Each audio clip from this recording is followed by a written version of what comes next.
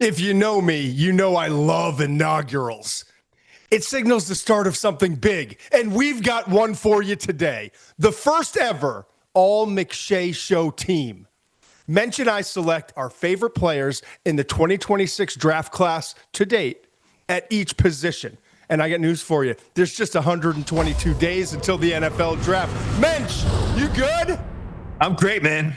Roll that beat, Tuck.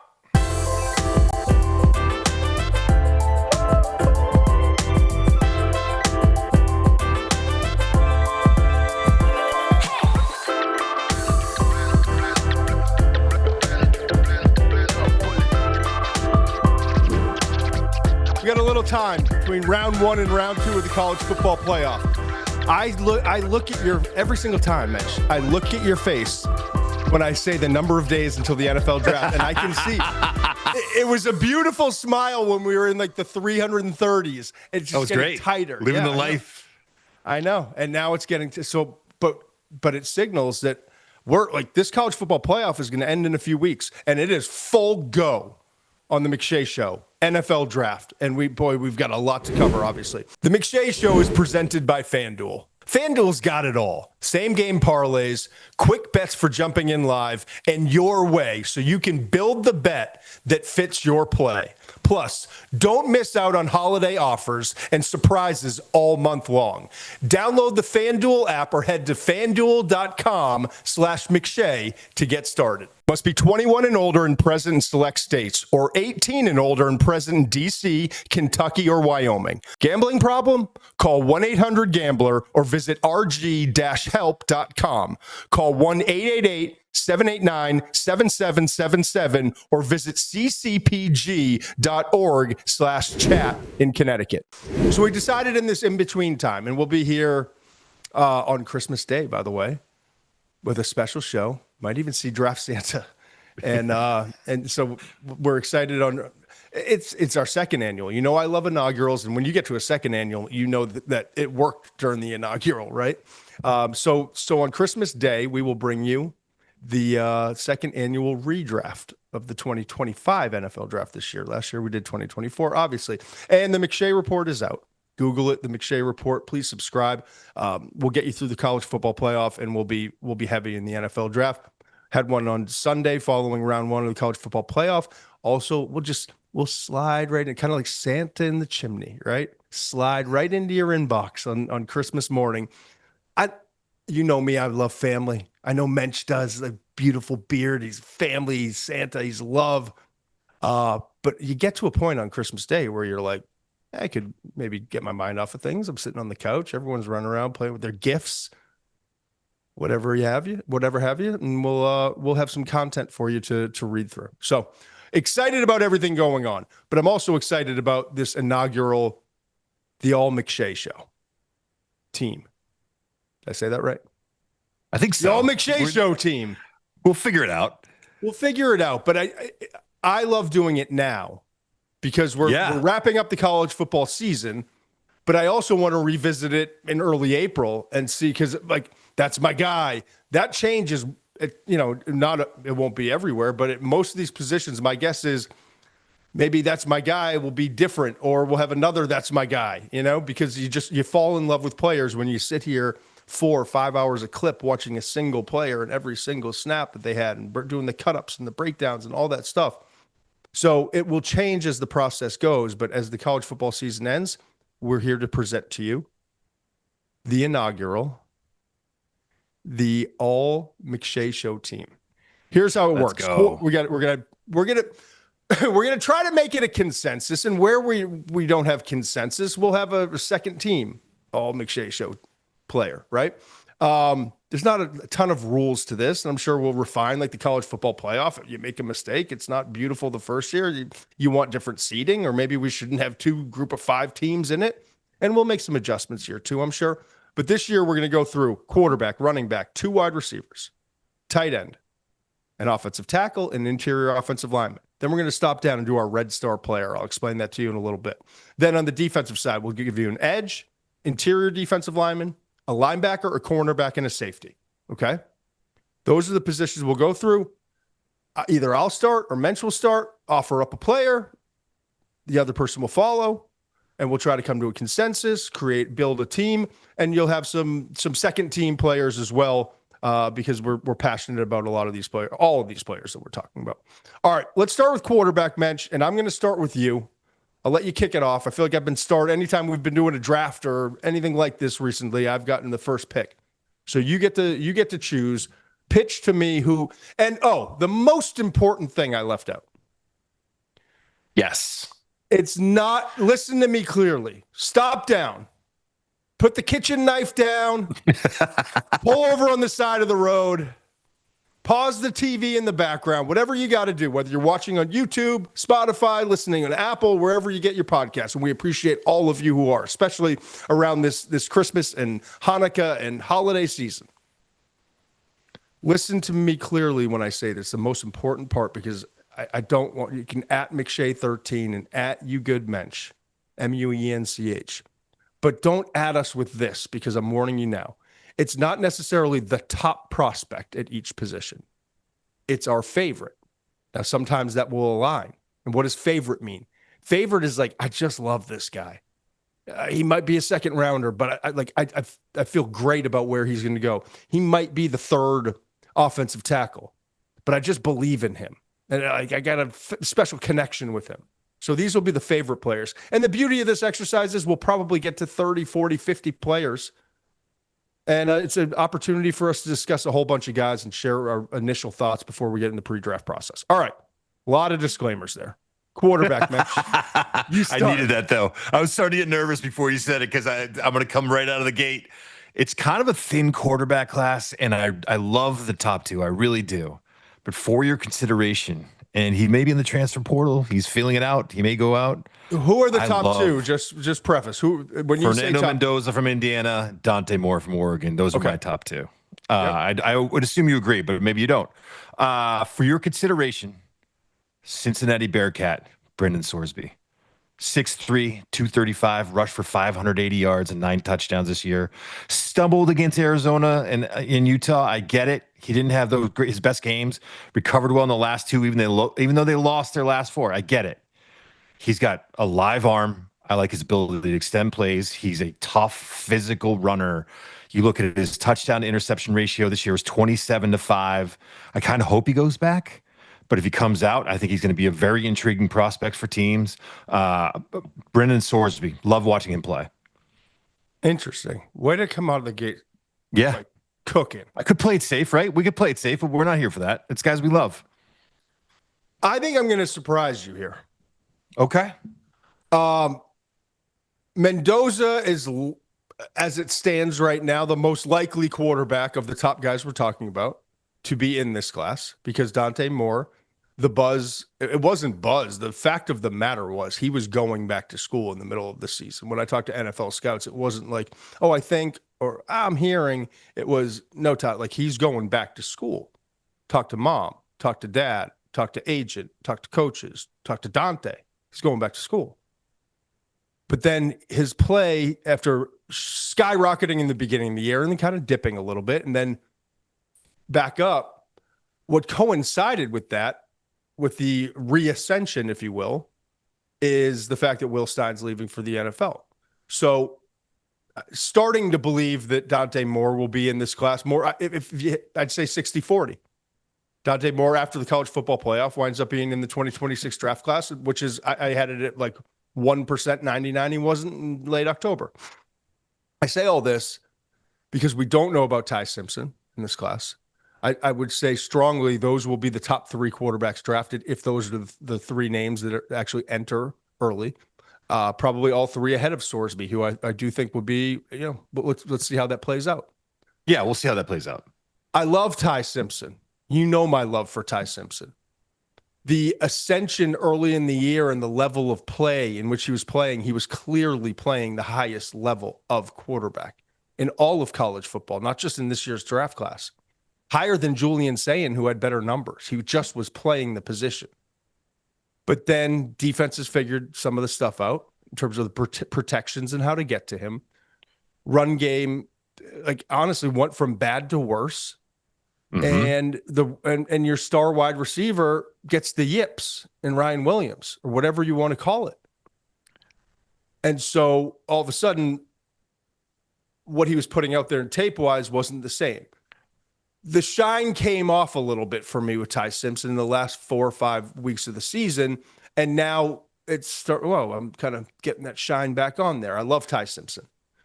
But if I had to say my favorite, and I'll define it by this, the guy who I think has the best upside of all these quarterbacks we're talking about, higher than even Mendoza, is Dante Moore.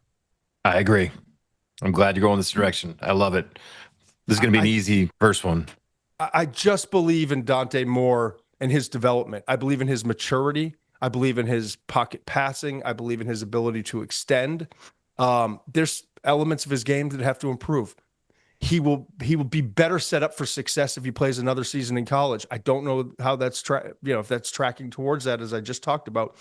Maybe not. But I will say this.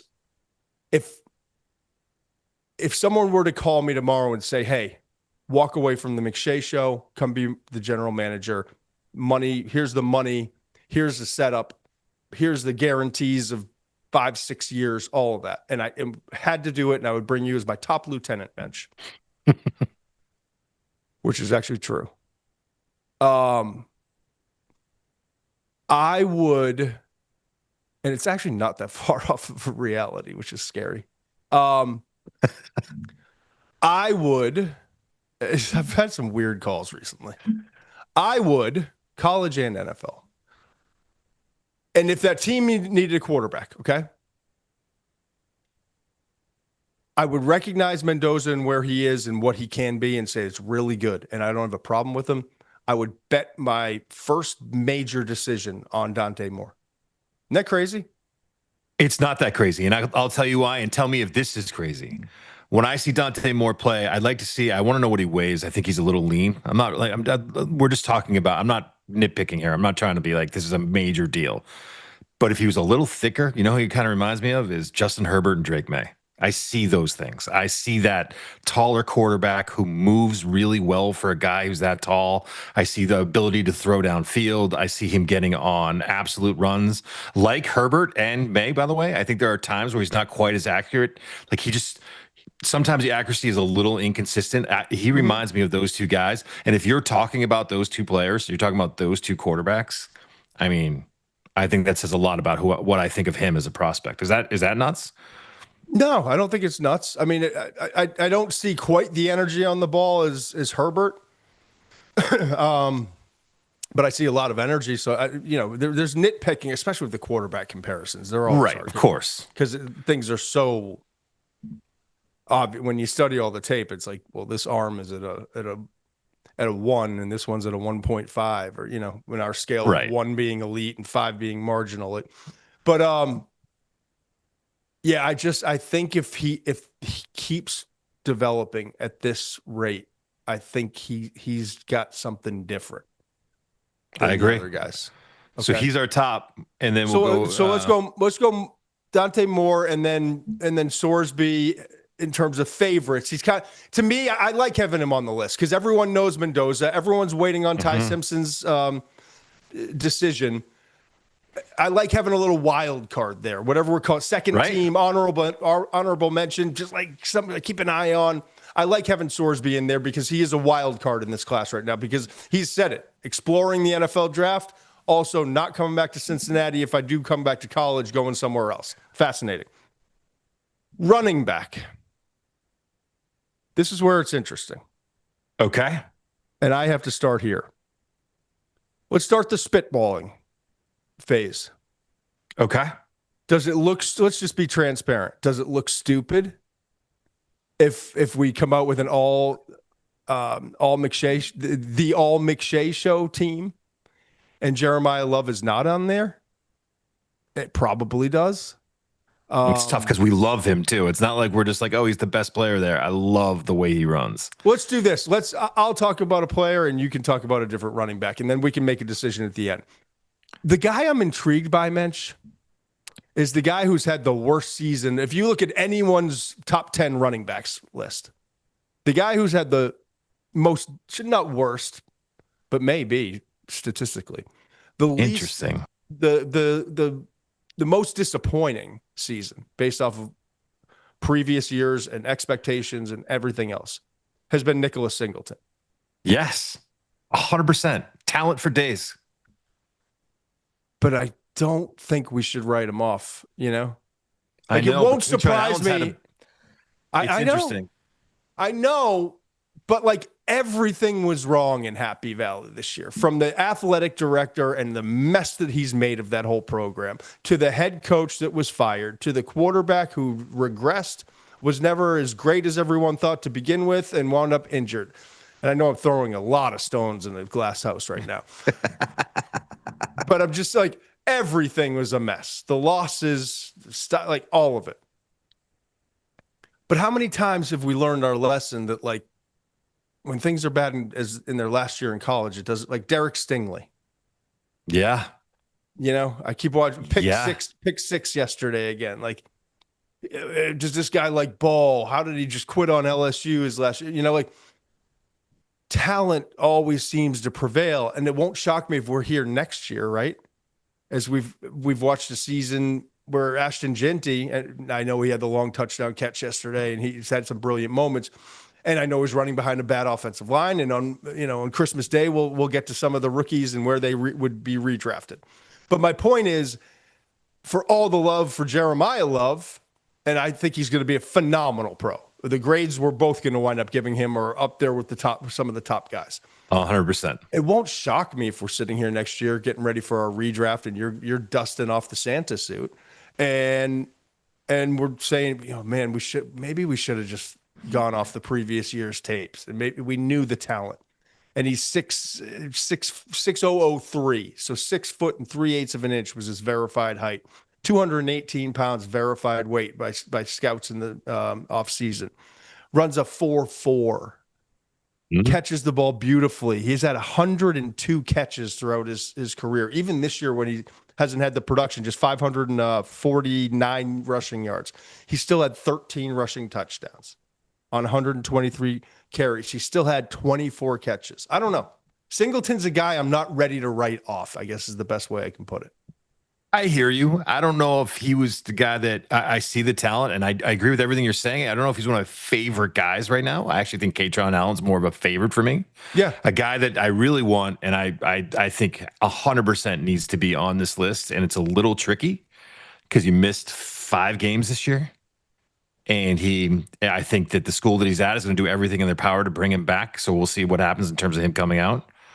Michigan running back Justice Haynes. I mean, dude, 122.4 rushing yards per game when he's on the field. He went for 19 carries for 125 yards and a touchdown against Oklahoma. That Oklahoma run defense this year was ridiculous. I love the way he runs the ball. Does he have to get better in the passing game and kind of flesh out his game a little bit? 100% he does. But when you're looking at the power, the burst, the patience, again, this is an Alabama transfer. I don't know how I've said this before. I don't know how they let him out of the building. I love Justice Haynes. And again, an interesting year because he missed 5 games.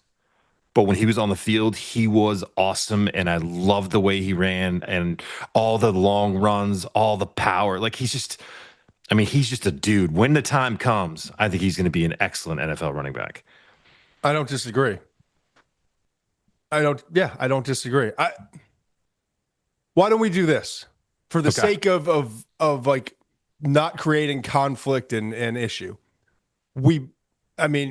The answer is who's your favorite back in this class? It's Jeremiyah Love. Jeremiyah Love. Yeah. But I'm glad we got to talk about 2 other backs that are going to get drafted, and whether that's 2nd round, 3rd round, early 4th, like Cam Scatteraboo was, and a lot of great backs have been in the last couple of years. Let's go with Jeremiyah Love as the top guy. Okay. And I'm sure Tucker will put together a graphic for us at the end of the show, be able to reveal it. Maybe we can break it up into offense and defense, however we want to do it. Tuck, you're the boss, as I've learned. I think we go Moore 1 and Sorsby as that number 2, as that keep an eye on guy for quarterback. Yep. I think we go Jeremiyah Love, and let's do a slash. It's our list. Okay. Let's go with Haynes Singleton. Two guys like just keep an eye on these guys. Okay. Okay. Might not be the first back taken, but let's keep an eye on both these guys. All right. Wide receivers, interesting. We got two wide receivers. Let's talk about, how about you go with your top guy? I'll follow up with that. Then we've each come up with two. So and then you go and then I go and then let's create our list of four. It'll be two for the first team and then two other guys that we want on the list. Okay. I'm going to die on this hill, man. Denzel Boston from Washington. I mean, I was counting on you. 6'4", 210. You know what his percentage on contested catches is this year, according to Pro Football Focus? Steve. 76.9%, McShay. It's not 50-50 balls for Denzel Boston. That's like Stephon Diggs. Dude, he's coming down with it. And the thing I love about him for his frame, and I'm going to hear about, he's not the most explosive or whatever. He could separate, man. He is a crafty route runner who can sink his hips and get in and out of breaks. I don't know, maybe it's surprising me because it's not like he's playing at some G5 school. He's playing at Washington. And somehow maybe it's just this West Coast thing. I feel like he's being overlooked. Right now I have him as my third best receiver on my board. I love watching this kid play.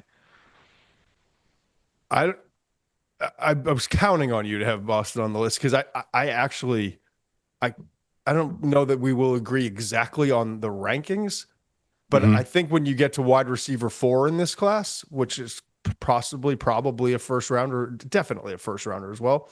I think when we get to late April, we're going to be like, it's going to be Boston and you better somebody else better prove that they're better, you know? Yeah.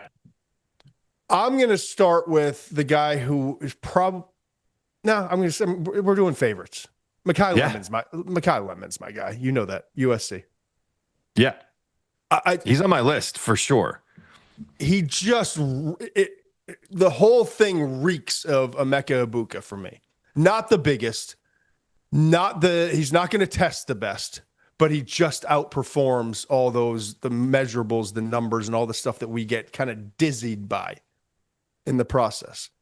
So I look at Lemon and I'm watching the route running savvy, and it's not necessarily like the crisp in and out of breaks, but you see that it's also like finding soft spots in zones, weaving in and out of areas, kind of the West Coast stuff, like the Sean McVay stuff, like the Puka Nacua, Cooper Kupp back, like that kind of stuff. It's a feel for the game that if you have it, it's so valuable. Makai Lemon's got it. All right. And then the contested catches for a guy he's a 5'11", but he's 195. He's tightly packed. He's like confident going up with defenders hanging from him. I just like the way he plays the game. The run after catch.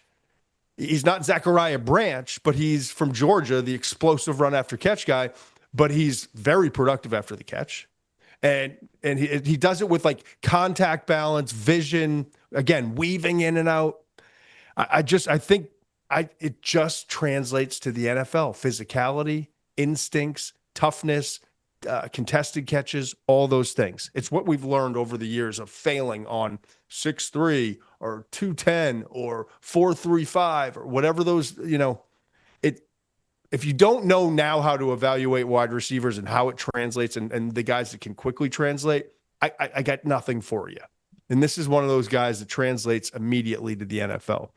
And then the production, 79 catches, 1,156 yards, averaged 14.6 with 11 touchdowns this year.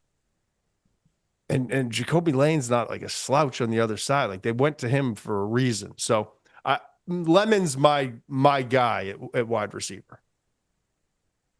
Absolutely love his game. I can't sit here and listen to you do this every time and not have some pushback. There's a difference, right? I absolutely love Makai Lemon's game. Everything you said about his game is correct. He does win contested catches. 5'11", 195. Emeka Egbuka was 6 foot, 200 pounds. It doesn't matter. Go Lad McConkey. I'm just talking about guys that maybe don't test well, maybe for whatever reason get overlooked. And it feels like we just can't, there's a ceiling towards how high we can bump them up. Yeah, listen, it's going to be interesting what he tests. I remember watching Elijah Moore come out of Ole Miss and thinking his tape at Ole Miss was outstanding. outstanding, man. And like, I think size matters. Do you know Ladd McConkey ran a 4.39? Yeah, I do. Is he going to run a 4.39?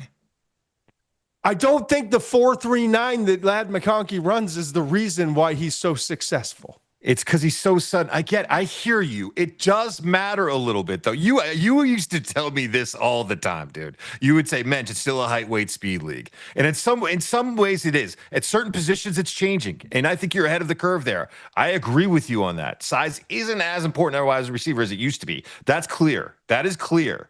But there is still that line of like, when do we get to the line of like, oh, now it's. What do you think? You think Makai Lemon's slow?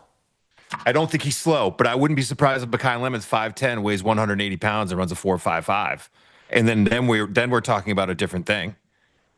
That's why he runs a 4.55. Yes, we're talking about a little different thing. Yes. Yeah. So we'll see what he runs. Receiver? But his tape is awesome. My next receiver is Carnell Tate. So was Emeka Egbuka's. Go ahead. That's the Emeka Egbuka of this class is Carnell Tate. And it's easy. It's lazy, but it's easy. Carnell Tate, man, the ball skills, he's going to go up, he's going to get the 50-50 ball. He's that Ohio State route runner. He knows how to stem his routes. He knows how to leverage defenders. Been banged up a little bit. I get that, but he's been very productive when he's been on the field. I love Carnell Tate. I do too. He was actually my second guy. I mean, but beyond that, like I got an interesting I want to throw at you, and I think it's more of an honorable mention. But I mentioned the other day I wanted to do it, and I did. Antonio Williams from Clemson, man. Go back and watch the tape. You might start falling back in love with that dude. And I think he's going to be one of the things I love about him, if you're looking at it as an evaluator or a potential GM, I think the value is going to be there. I think because he's had some problems staying healthy, because he's a smaller guy, and he's really going to be a slot receiver, I don't think he's going to be a first-round pick like we thought at the beginning of the year. He's going to probably be a day 2 guy. But I went back and watched. Remember how he had like 8 drops last year, but we couldn't figure it out because he caught the ball well?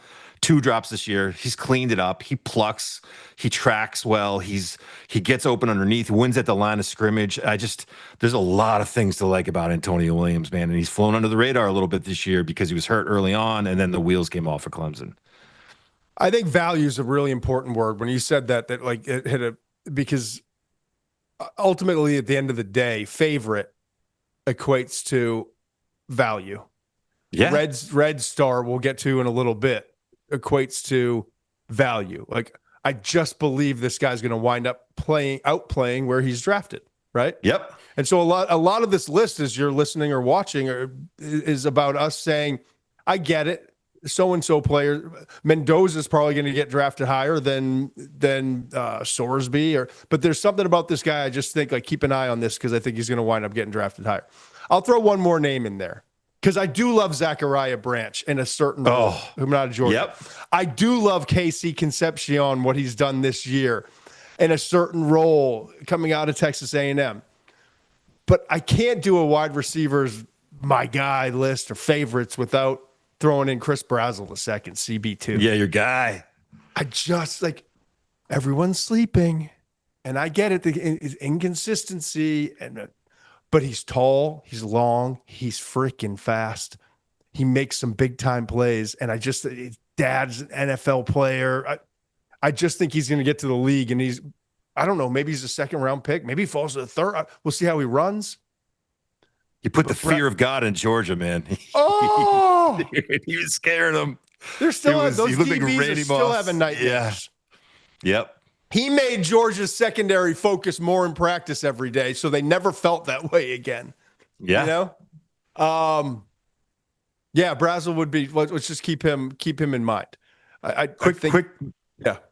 Another no. Chris Bell from Louisville coming off a torn ACL, which is tough. But he's a big dude. He's powerful after the catch. He's an exciting player to keep an eye on. If I see one more person on Twitter Mafia, the AJ Brown, Chris Bell, like, I get it. Height, weight, speed.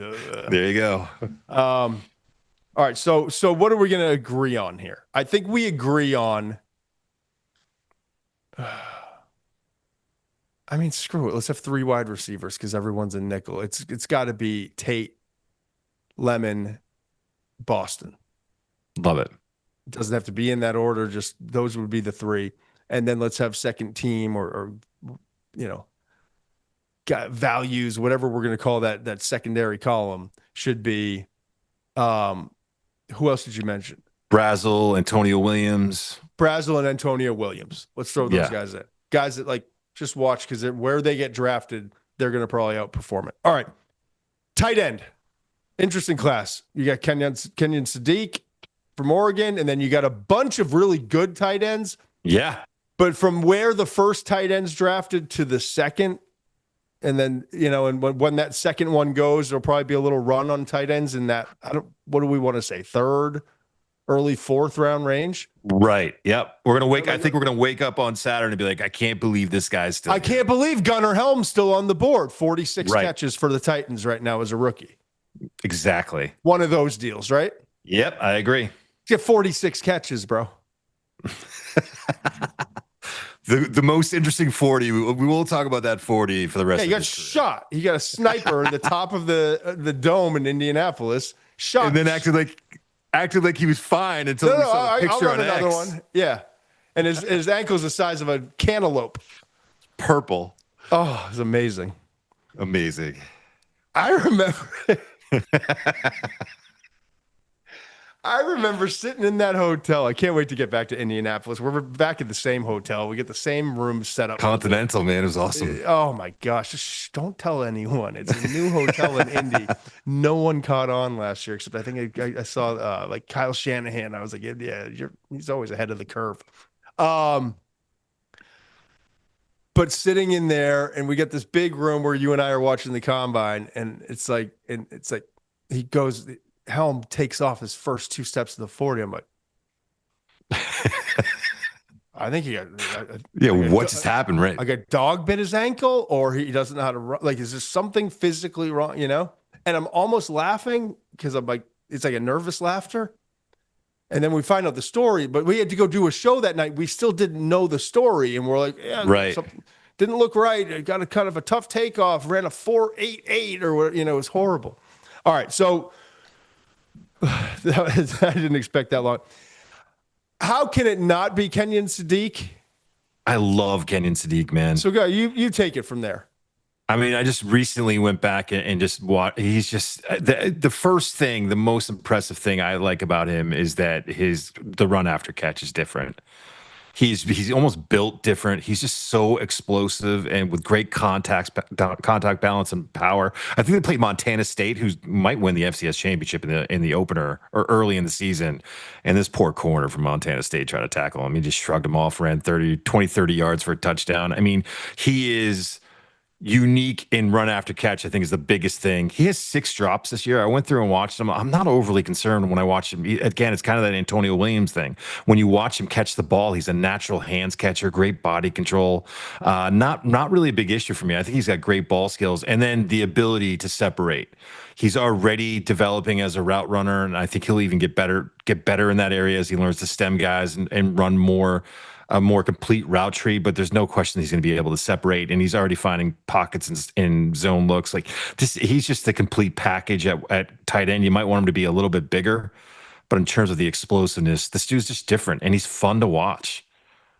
Yeah, and I got in a lot of trouble with folks in Eugene, Oregon for my comments, and the scouts got memos sent to them and all that because I just was relaying the information, not trying to get anyone in trouble. But honest to God, I think, believe it or not, contrary belief, fire, man. Opposite of contrary belief, I don't just a lot of times when I say stuff when people are like, "What is it?"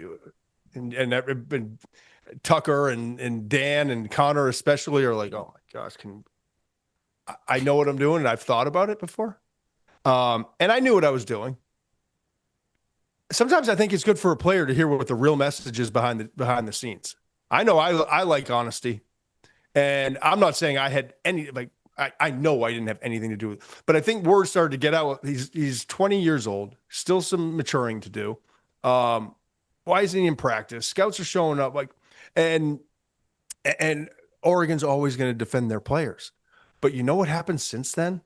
As he kind of maybe got the message, and as people were starting to talk about, like, why isn't he getting targeted? And he's such a physical blocker, but like, what's going on with Sadiq? And he's not quite playing to the level. And the production that Warren had last year and Loveland had, those are tight end ones.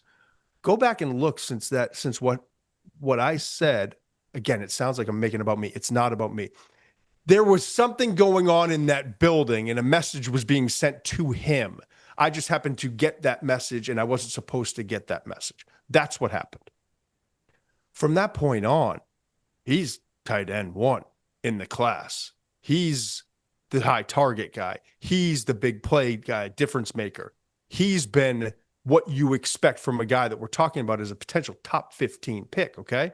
And it's been awesome to watch.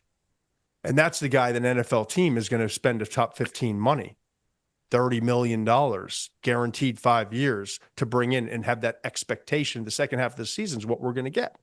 So Sadiq is absolutely the tight end 1 in this class. I want to throw out another name, a guy I think who's going to wind up outplaying where he's drafted. I went back and watched a little bit more tape on this. Jack Endries from I love Texas. him. There's a lot of guys I love in this group, but go ahead. Cal transfer, walked on senior night, leaving, but still playing in the Citrus Bowl. Okay. Loves the game. The difference between he and Helm was targeted more. They had a quarterback in Quinn Ewers that couldn't throw it outside and had a lot of struggles and kind of his security blanket, right? This year, you've got Arch getting better and better every week and starting to really deliver the ball all over the field. And you've got Wingo and Moore and Livingston and Mosley and you know, those guys, the 4 wide receivers who are all dudes, right? And so he doesn't have great production necessarily, but still with those as the fifth most targeted player on that offense, winds up with 28 catches for what's he got? 311 yards, couple touchdowns. And I just Gunnar Helm, slightly bigger catch radius, maybe like little bit more physical, although I don't even know he was. I see a lot of similarities in terms of like instinctively good football player, but I think Endries is, I know Endries is faster, can stretch the seam a little bit more. And I go back to 46 catches for Helm is the 120th pick overall, 4th round. 46 catches. I think Endries is going to be on a similar trajectory in terms of what he can provide in the NFL. Yeah, because I like the top of the tight end class, so it's going to drive some of those guys down. I will say we needed to at least mention the William V. Campbell Award winner. Do you know what that is, McShay? I didn't. It's the academic Heisman. It's apparently the smartest guy. I did. Did you know that? I didn't know it. I actually did. Yes. Vanderbilt's Eli Stowers, just guy I want to mention because I love the production. I love what he can do as a receiver. But I'm fine with Endries being the second guy there. He's going to be. There are a lot of talented dudes at the top. Endries is going to be one of those guys that just sneaks in. He could have the very similar path. Well, let's go. Sadiq was as the first team, and then let's throw in Endries and Stowers, 2 other guys to keep an eye on. All right. We got to go tempo. Dan's already telling me we got to hurry up. Yep. Offensive tackle. Yeah, this is your position. You can. Yeah, but my head's already spinning. Like that's what's the problem with this one. Okay, so I'm just gonna tell you right now. I know Spencer Fano is he's the top tackle on my board. He's my favorite tackle to watch. He just moves different. I know he's a right tackle. I know he had some problems against Texas Tech. I understand all of that. He's also the Outland Award winner. Spencer Fano is different. And I love Mauigoa from Miami too, and he's a ton of fun to watch because he's a grinder. I do wonder if he's going to end up being a guard in the NFL. But Spencer Fano would be my number 1 guy that I love to watch. That he's my favorite player. He's probably my favorite player, being who I am. He's probably my favorite player to watch in this entire class. So that's it. There's no. I was waiting for a. It felt like you a could buck. go. Well, there's some other interesting guys. Like I think there's some guys who are gonna. This is what's interesting about this, and kind of bleeding into. We're gonna go interior offensive line in a second. Like you could look at guys like. All right, never mind. Don't give away other names. I'm sorry. I knew where you were going, so I didn't cut you off because I'm rude. I cut you off because I didn't want you to. Spoiler alert. And we did not talk a lick about this before, but I can read his mind with certain things. I'll say this. Fano's fine. We'll put him as first team. I will say this, Caden Proctor. And I've struggled sometimes with Alabama guys, some massive guy, all that. This dude's a little unique. Remember like Orlando Brown coming out of Oklahoma? He won't get out of the top 15 picks, in my opinion, just because of what he can be. You learn lessons over time. And so the tape doesn't always look great at the college level with some of these guys. And yes, cornerback more than any position. You talk about the arm length combined with the 40 time changes the trajectory of where guys get drafted. And wide receiver with 40s and certain. But when you look at traits, I don't know if there's a position in terms of NFL success where it correlates more. And when you tell me 6'6" or 6'7", 360, traits rarely lose in the NFL at the offensive tackle position. And then The kids are going nuts right now. I know 6'7". You heard me pause, and my son is so mad at me for all of it. So Tate, I didn't do it. Uncle Muench did. But the athleticism for the size, and yeah, he's different. Top heavy. He's got. I see a guy who he's not where he's going. He's not where he's going to be. He's not yet where he needs to be. But I see improvement this year, and I just see Caden Proctor. So we'll go Fano 1, and then we'll go Proctor as the second there. Okay. Now let's transition to interior offensive line. Yep. And this is what I tell you. When I get your name right, my Frank DeFelice, remember 4 fingers 1. Hey, boys, your way don't work.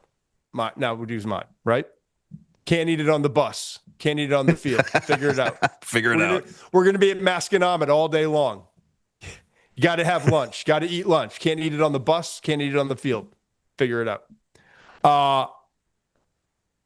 He also used to say, essentially, when I know your name and learn your name, it means you matter. Francis Mauigoa, it's draft time. I got your name right. I think interior offensive line. I don't think there's going to be a better interior offensive lineman in this class.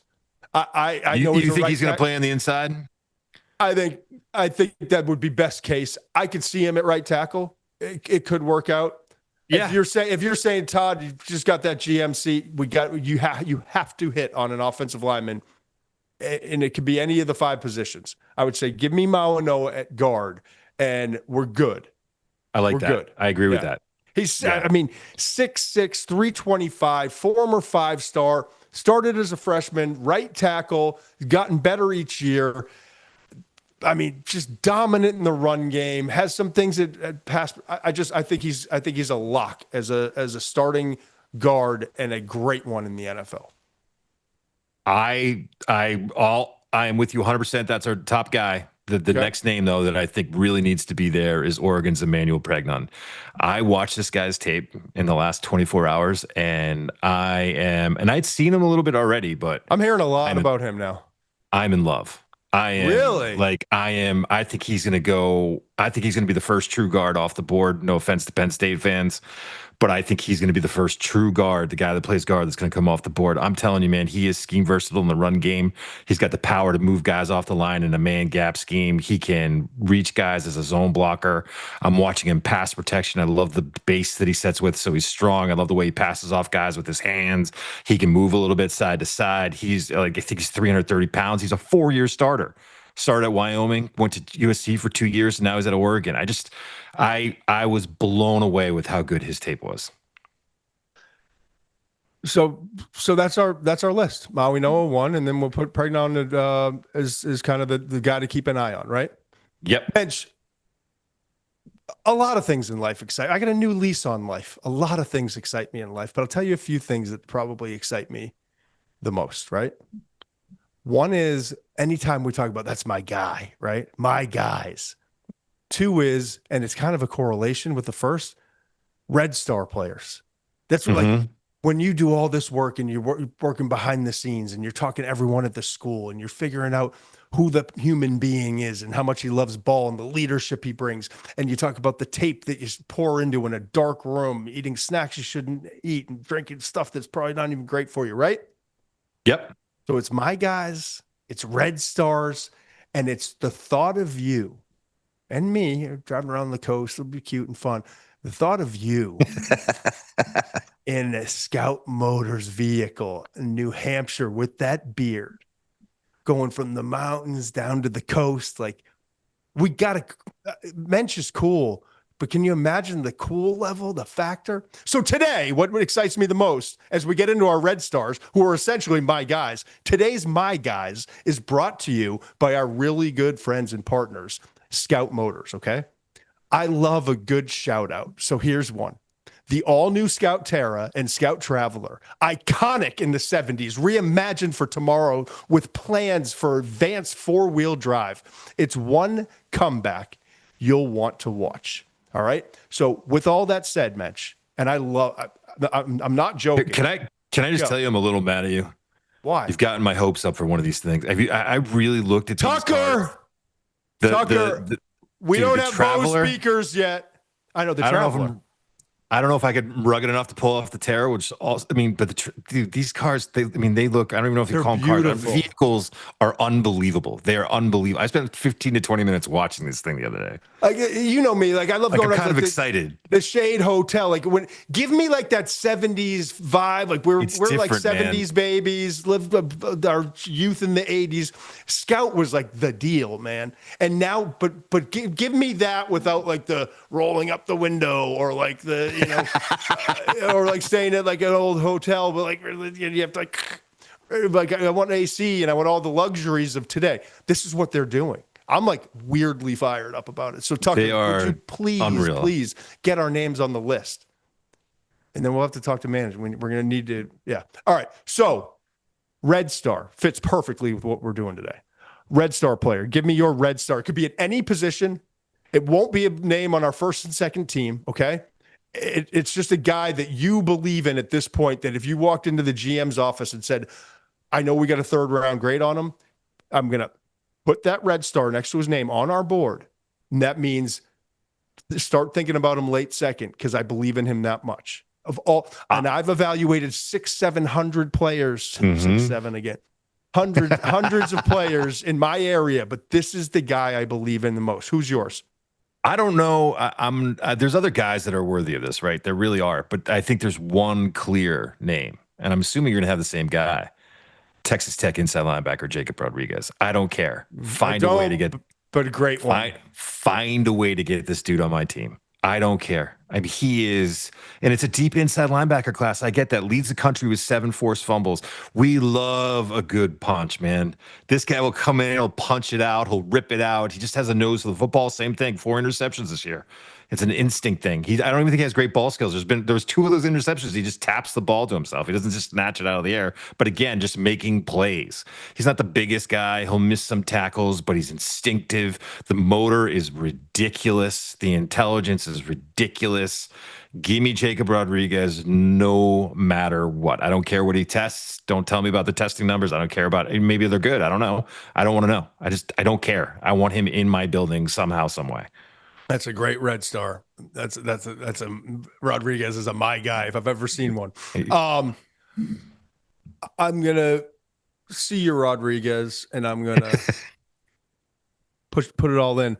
R. Mason Thomas.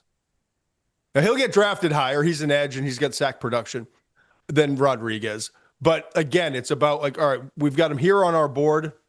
I think a lot of teams are playing early second. Will it shock you if we're here at this point, 15 weeks into the NFL season next year? How did R. Mason Thomas get to pick 46, 48? Yeah. How did Denver get this guy on day 2 and all of a sudden he's got, right? Yeah. Yeah. Like a Nick Bonito type deal. Yes. That's what also I'm thinking. Also from Oklahoma. Man. Yeah. Yeah. And R. Mason Thomas, it's the explosive first step. Now, mind you, let's start with why he might not be a first-round pick. And a guy like Reuben Bain, Keldrick Falk, it's guys that are awesome football players and maybe have different measurables, although Bain has got the short arms. Guys are going to get drafted earlier, but it won't shock me next year at this very moment. And even Donovan Ezaraku, right? All these same kind of traits, undersized, slow, and R. Mason Thomas may start off slow, adjusting to the size, the speed, the length, and all that. But we've seen Ezaraku start to take off in Dallas, right? Mm-hmm. Same R. Mason Thomas will figure it out. And it's with that first step, it's with that motor, relentless motor. And there's something about his short area power with his hands. I think he's going to be able to get it done at the next level. So R. Mason Thomas, and he had the injury.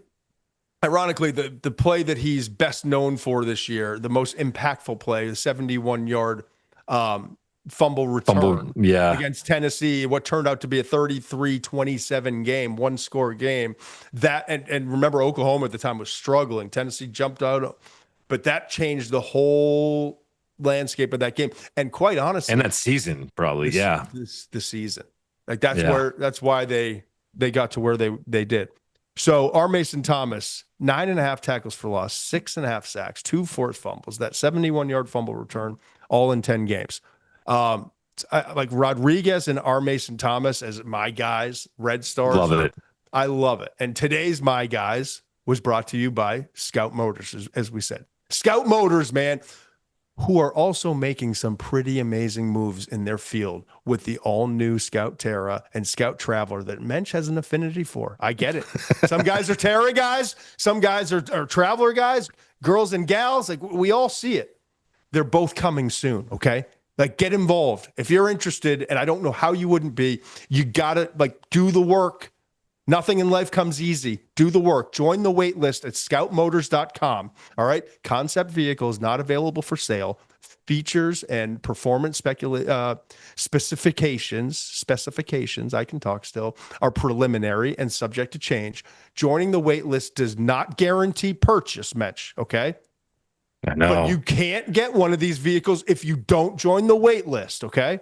So do it. Visit scoutmotors.com for more details. The McShay Show is brought to you by FanDuel. 'Tis the season to be boosting on FanDuel because this year you're getting 7 straight days of holiday rewards, each one waiting in the app for you to unwrap. Every day brings a new way to play, so keep checking in to see what drops next. And it all leads to the Christmas Day special where you can get something extra special. I'll tell you what you can get. You can get 3 home dogs. I kind of like it, man. Maybe it's a three-leg parlay, however you want to play it, especially like the 2 early games. I love Kansas City at home. I think Denver's going to sputter a little bit. Confidence shaken after the Jaguars last week. Then Minnesota, home against Detroit. They'd love to just ruin the Lions' season. Opportunity to do that late in the year. And then kind of like Washington against Dallas. So maybe play all 3 of those, play them all separately, but definitely the first 2 with Kansas City and Minnesota. Anyway, 7 days of gifts, 1 big finale. Head to FanDuel.com/McShay to get in on the holiday spirit. FanDuel, play your game. Must be 21 and older and present in select states, or 18 and older and present in D.C., Kentucky, or Wyoming. Opt-in required. Bonus issued as non-withdrawable profit boost tokens. Restrictions apply, including any token expiration and max wager amount. See terms at sportsbook.fanduel.com. Gambling problem? Call 1-800-GAMBLER or visit rg-help.com. Call 1-888-789-7777 or visit ccpg.org/chat in Connecticut. This episode is brought to you by Duluth Trading Company. The holiday season's not just about R&R. It's about getting things done. That's why Duluth's long-lasting, durable gear makes for the best gifts for the doer on your list. Imagine hanging light displays with ease thanks to free swinging flannels, exclusive reach gussets, fire hose work pants so tough Santa swears by them for nonstop chimney travel, and buck naked underwear that treats your sugar plums with care. This year, gift the right stuff to build, create, and do. Shop online and in stores today at Duluth Trading Company. All right, now on to the defensive side. We just talked about a pair of defensive players, right? Yep. You start us out at edge. Who you got? I mean, it's Akheem Mesidor for me. The violence in his hands, the motor, all over the Texas A&M tape. I just love, and you know what's great about him is the way that Corey Heatherman uses him, which is they work him inside on guards and centers. You know, we talk about that NASCAR package. You always think about those Giants teams that would beat the Brady Patriot teams, and they had that NASCAR package where they would kick their speed guys inside. That's what they do with Mesidor, and that's what they're going to do at the NFL. And he's going to be, Jason Pierre-Paul, exactly. They're going to do that with this kid too. His hands I mean, as a former interior offensive lineman, I want no part of this kind of a player. He is just impossible to block because of the power and the violence. And then you add the motor into it and how good he is against the run. Akheem Mesidor is just a Tasmanian devil out there, and I love his game. I just want to let the audience know, whether you're watching or listening, when Muench did JPP. He was not glitching. He didn't just have like a mental like that. You didn't get like a sneak peek. I know something weird going. That was Dan. That was Dan Comer, Mr. Everything for the show. Sorry, Dan. Shooting a quick note in our chat here and saying JPP. It just must have been a funny moment for the audience, right? Oh, it was Tucker. It's Tucker. Even better. Also, Mr. Everything for the show. I mean, without those two, what would we have? True, like literally not. It would be you and I talking to each other on phones about irrelevant things and doing it for 3 hours and having no structure. And it would get nowhere for no audience. Okay, I got you on that. I don't disagree. And I've come to love Mesidor as well. I do think, and it feels like chalk, but I do want to say something about Keldrick Falk from Auburn. Sack production's not where it needs to be. Only 2 sacks this year, okay? And I get it, and it's concerning and all of that. But when you tell me I got a guy who's 6'6", who's 270, who's got the length that he has, got the power that he has, and he's got the pressures that he creates and the motor and the way he plays the game, the physicality, that translates to the NFL. Sack production often does as well, so it is concerning. But I'll say this about Falk. He's one of the youngest prospects. I think he's only 20 years old right now, maybe like 19 turning 20. One of the youngest prospects in the entire draft class.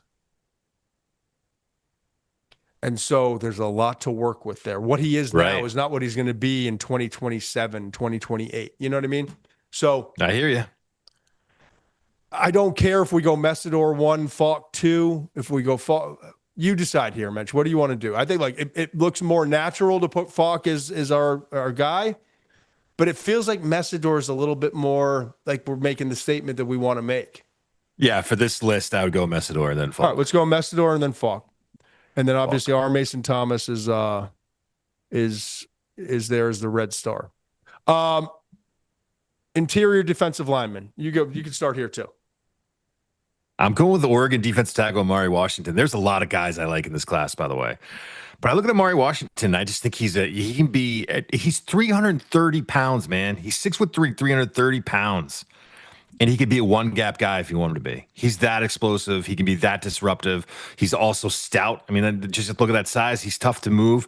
I don't think he's realized his upside as a pass rusher yet, but keep 2 things in mind. He was number 4 on Bruce Feldman's freak list coming into the season. This dude is different in the way he can move. I don't think he's reached his upside yet. And the other thing to keep in mind is he has 7 passes broken up. He had one against Jay Madison the other night. Does a good job of getting his hands up, getting his hands in passing lanes, batting balls down. That's something that I really like about his game too.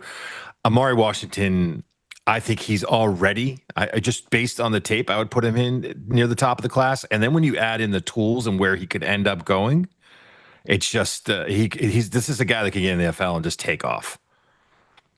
Peter Woods is probably going to be the first interior defensive lineman taken out of Clemson. Okay, he had a disappointing year from a production, and it didn't.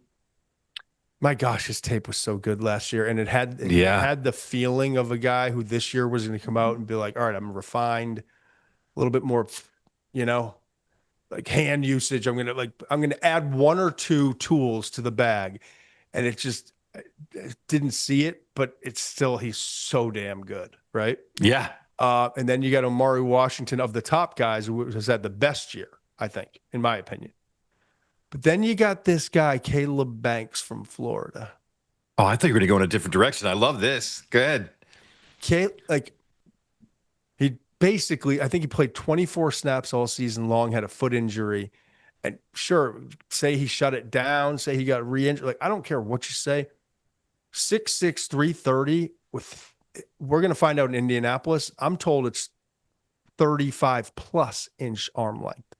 Wow. Bullying players. It moves well. Sack production has never been awesome, but I think there's Dexter Lawrence's sack production wasn't awesome. Like, I think this guy's got a chance to be pretty damn special in the NFL. I do too. We have to have a third name here, though. All right, give it. Go. Ohio State's Caden McDonald, who I know. Oh, he's been awesome. Yeah, I know.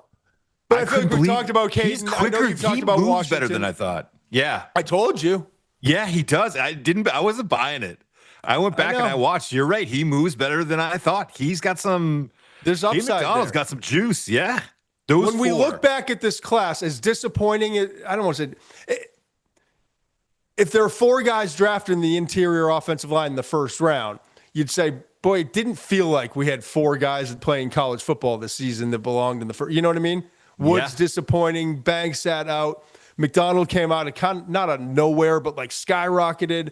Washington kind of, It's another good defensive tackle class. It's another good defensive tackle class. All right, linebacker. This one's intriguing. Yeah, it is. It's a great class. I mean, put Arvell Reese there, right? Yeah.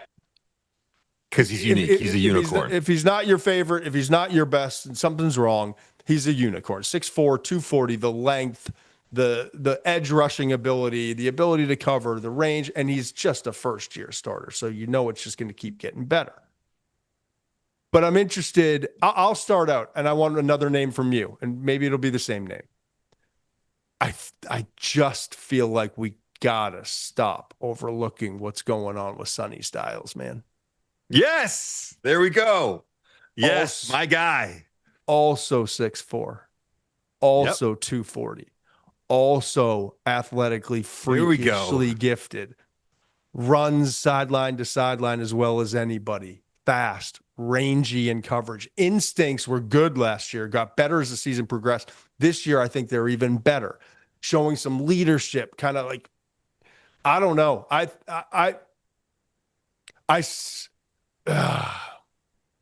Reese is going to be the first, and a lot of people are going to say, well, the edge rushing also helped. He's going to be a top 5 pick. Could be the first non-quarterback taken. Could be. Sonny Styles, I think it would be a travesty if he's not in the top 25 picks, and if someone takes him at like 16. Where'd Jack Campbell get drafted by Detroit? 18? Something like. I don't know. I can look though. But it's been a while. I think it's one in the last 2 or 2 in the last 4 years, something like that. Like true off the ball linebackers that didn't have edge components to them, drafted in the first round. Not a lot of guys go. Styles is going to go. I got to believe. I think you go. This linebacker class is so good. You could go 5 or 6 deep here of the guys that I like. I mean, Deontay Lawson, C.J. Allen, Jake Golday from Cincinnati. There's a bunch of dudes in this class, so it's really good. But I like R2. I like R2. Yeah, and I did that list of the McShay report. I don't have it in front of me. I ripped off 10 names, and there was an 11th too. 11 guys that are going to wind up getting drafted, and there are more. I wasn't including all the 11 guys just in the college football playoff, 12 teams. And honestly, it was from 10 teams. I didn't have a linebacker from JMU or from Tulane. Right. The linebacker play is similar to the running back play in college football a year ago, and all those running backs drafted. So it's been awesome to watch. Campbell was the 18th pick. Not bad. Good pull. Campbell was? Thank you. Yeah. Thank you. It's how our relationship works. Mentioned I've had 1,000 conference calls, and I go on rants, and I say, and then all of a sudden he'll just, right before we move on to the next subject, he always rips it off for me. Yeah, so I think that's good. I think it's the obvious is Reese, but with Styles right there behind him. And do you want to add the third, or where are you going? I think we're good. Okay. All right. Cornerback. I'm going to jump you on this one. Oh, I'm so excited, my guy. If you get my guy before I do, I'm going to be so mad. Go ahead. When you spell his name, does it look like you're about to spell Monsoon? No. Okay. But I love him. I love that guy. Mansoor Delane, 6 foot 190, scheme versatile. I love my cornerbacks to be smart. I just do. Yes, I love speed. I love length. I would love length, speed, and smart. Because smart trumps tough. Smart, like this. He is just so damn smart, man. And the scheme versatility he provides you as a guy who can match up man-to-man, who can, and like from 1st and 10 being man-to-man to 2nd and 6 being in zone, to 3rd and 3, be back in man-to-man. Like he can match zone. He just does it all. And he's been productive this year. And he's got the 2 interceptions, 45 tackles, 11 pass breakups. He's been around the ball versus the run pass all season long. That disappointing LSU season, like if you had to pick one player who exceeded the expectations on a massively disappointing LSU team, it's Delane. And it transferred for Virginia Tech. I think it was 3 years at Tech, one at LSU. I like a lot about his game. I think he's a first rounder. It might not be probably not the first corner off the board. I think that could be Jeremiah McCoy from Tennessee. There's some other guys that you throw into the mix, but I think Delane. When I talk to scouts now, it's not in the beginning of the year. He might play his way in the back end of the first. Now it's like I don't know that it'll be the first corner taken, but he's a lock top. I don't want to say top 20 because corners have slid a little bit more. But he's a lock first rounder. Won't be shocking if it's closer to first half of the first round than it is like the end of the first round, fringe second. I am with you 100%. I called you right after I watched his tape, and we basically said it at the same time. Just the intelligence. The same word, yeah. He's rarely wrong, and he can do so many different things for you. And it may be boring. It's almost boring, his game, but he's just so good because he's always in the right place and he's always doing what he's supposed to do. He's awesome. He's the number one corner on my board. A guy that I am super excited about, and I've been watching a bunch of corners lately, is San Diego State defensive corner Chris Johnson, man. 4 picks this year. 2 of them returned for touchdowns. He's 6'1", 185, I think, or 6'1", 182. I think that's verified. 6'1", 182. He was the second team All-American. I'm kind of like, I was like, I saw the All-American team came out. I was like, we got to talk about him soon because people are going to start talking about this kid. He is that good. I love the way that he reads the quarterback, steps in front of receivers, plays the ball, and off man and zone looks. And the other thing, and this really jumped out to me, man. I'm watching this Brandon Cisse kid from South Carolina, and I'm like, he's pretty good, man. I'm watching Colton Hood from Tennessee, and I'm like, they're pretty good. One thing that Johnson is clearly better at than those guys is he is way more comfortable with his back to the line of scrimmage than those guys are. Johnson is fine turning and running and turning to locate the ball over his, he has a knack for it. He has an instinct for it, for where the other players are still kind of developing that feel. I was blown away with how good Johnson, and he's my 3rd corner on my board right now. I think he's that good. He's going to the Senior Bowl. I'm really excited to watch him down there and see what he can do. I don't think enough people are talking about him. Chris Johnson from San Diego State, watch out. I've done a couple clips on him because I've talked to some guys that are really high on him, and I've seen kind of the groundswell, if you will. I'm excited to get to like his full, when the season's over and we're just diving in 3-4 hours on a guy. I'm excited to get to his tape because what I've seen I really like. I'm glad you brought him up. Also, the school special teams player of the year in 2023, and I love when I see stuff like that. Yeah, it just goes. Yeah, it says something. All right, last position, safety. I'm going to throw one that's off the radar a little bit. Emmanuel McNeil Warren from Toledo. Heard a little buzz about him. Watched him. He's not a first rounder. We all know who the first safety is off the board, but I'm just discussing some guys that deserve consideration here. McNeil Warren is 6'3", 209 pounds. The word that comes to mind for like a guy who's long, he's rangy. He can match up man-to-man. Covers a lot of ground, though, in zone and versus the run. Highly productive player, 73 tackles, 5.5 tackles for loss. I think he had 2 interceptions this year, another 4 pass breakups, 5 interceptions over the last 3 years. Not massive interception production, but you want guys that like have done it, I almost had a horrible comparison. I do check myself. I was gonna compare it to a prom date. Here we go. Yeah, there we go. 4-year player at Toledo, could have gone somewhere else. Hung there. Tampa, Florida product. I think McNeil Warren in a class where it's Caleb Downs, and then there's a kind of a big drop, but some other names. I mean, you look at the list and. What is it? Thieneman? I can't. I'll pronounce his name when he does it right. Bray Hubbard, who we love, Michael Taft. Bray Hubbard, I thought might be your guy. I thought Bray Hubbard might be your guy. I strongly considered Hubbard. I strongly considered Michael Taft. This guy Kyle Lewis from Pitt is getting a lot of buzz when I talk to people. I got to get into his team. Yep. So there's a lot of names, but it's definitely like the one guy and then a drop off. But then we'll start to see the safeties go kind of that late second, third, fourth round range, and there's a group of pretty good guys. I love AJ Halsey out of LSU. I know you just talked about Delane and maybe him being a highlight for that defense or that team. I think Halsey's the same way. Kid transferred from Houston this year. I'll say this: ass off this year. One of the things I love about him is that he's so aggressive. Now that will get you in trouble. It does get him in trouble. Sometimes the angles need to be better when he's filling against the run. He does get in trouble with the aggressiveness, but he's got 8 interceptions over the last 2 seasons. This guy's been an absolute tackling machine. He leads LSU in solo and total tackles this year. Second on the team in tackles with 74 for Houston last year. 98 tackles in 2023. This is a dude that will come up and hit you in the mouth. And then what really I think sets him apart is that ball production, is that he has a great feel for when to jump routes, and then he will pluck it out of the air. He is a natural pass catcher. He is a playmaker at safety. He's 5'11", 222 pounds. He's a little squat, but he moves really well. It'll be interesting to see how he tests. I just love his game. So we had 13 positions that we wound up doing with 3 wide receivers, which was an add-on. We also had the Red Star. So it's basically 14 positions. I love this exercise. If for no other reason, we probably got to 60, 70 names, 6, 7. Yep. So Tucker, throw up the graphic here, okay? These are the first team guys. And then we also had the honorable mentions, the second team, other guys that we think are going to be value picks.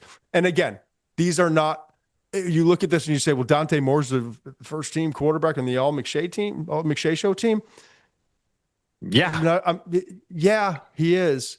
And it maybe we're not saying he's the number 1 ranked. We're not saying he's going to be the first one off the board. I'm not even saying whether he's going to be in the class or not. I'm just saying whether it's upside or something about his game, we think he's going to outplay his value. We went with the guys that we love, our favorite players, and that's what our list is about.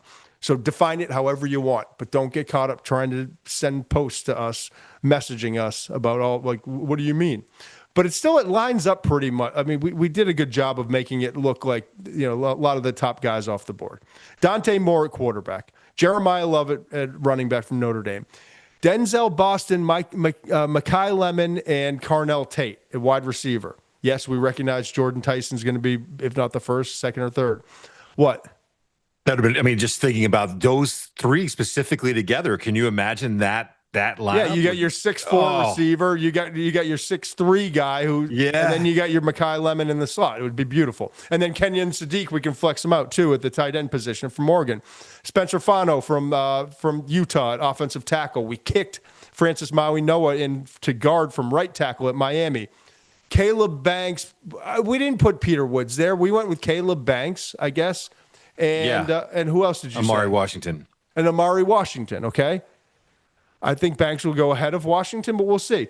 Arvell, Reese at linebacker is an obvious, but we mentioned a couple of linebackers we absolutely love that are playing to the level as well. Mansoor Delane, we get it. I know that. Go ahead. I'm with you on that one, though. I would have him right there. I love Chris Johnson. Mansoor Delane's awesome. Like, if you're a fan of the craft of playing corner, this guy's the guy to watch. And then we had a bunch of guys that we like at the safety position, including McNeil Warren from Toledo, and you mentioned it. AJ Halsey from LSU. Halsey from LSU, and Taft and Hubbard and all those guys. But you can't have a list without Caleb. And we should mention with Caleb Downs. Yeah.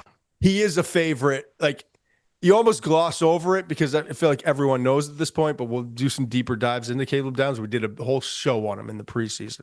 The instincts, the leadership, the toughness, the scheme versatility, everything he brings to the table, and the fact that he's just kind of got overshadowed on what we're talking about is becoming like one of those iconic defenses after a group from last year at 8 guys drafted and was awesome defensively. This one's going down with like 2001 Miami and Bama and USC and like the mid 2005, whatever it was with Malag what was it? Cushing and Malaga. Matthews. Malaluga, yeah. thank you. Matthews, all those guys.